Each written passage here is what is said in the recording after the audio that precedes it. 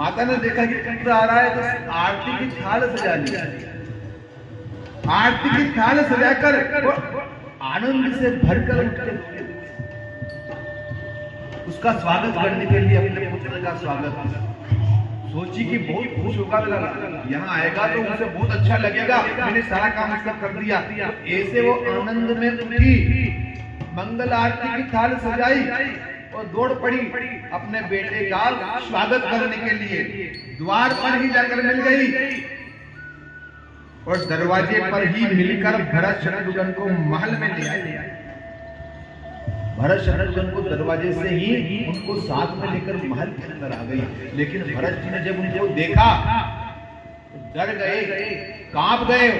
उन्होंने कहा मैया इस हालत में जब भी देखा था, जब ये मुझे यहाँ पर मैं कहीं से बाहर से आता था तो जब मुझे ये अगवानी के लिए आती, तीनों मैया साथ में रहती, आज अकेली आई।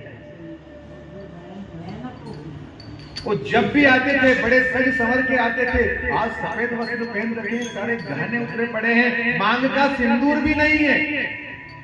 भरत जी डर गए, व्याकुल हो गए।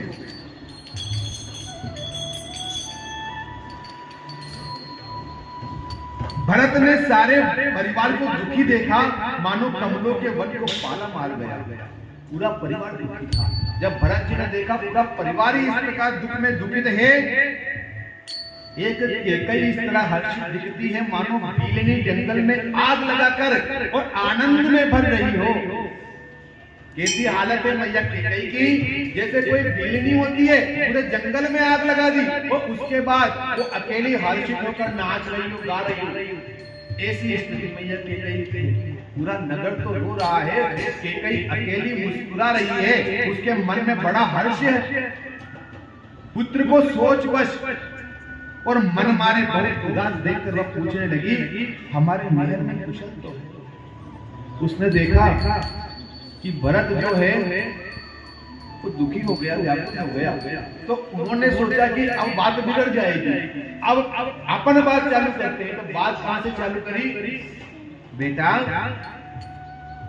मेरे पियर में सब कुशल से तो है, तुम्हारे तुम्हारे जो हाल है सब कुशल मंगल तो है। भरत जी ने भी कहा हाँ मैया आपके पियर में सब कुशल मंगल है, पर आप मुझे बताइए कि मेरे नगर में सब कुशल से तो है, मेरे परिवार में मेरे कुटुंबियों में सब कुशल मंगल तो है।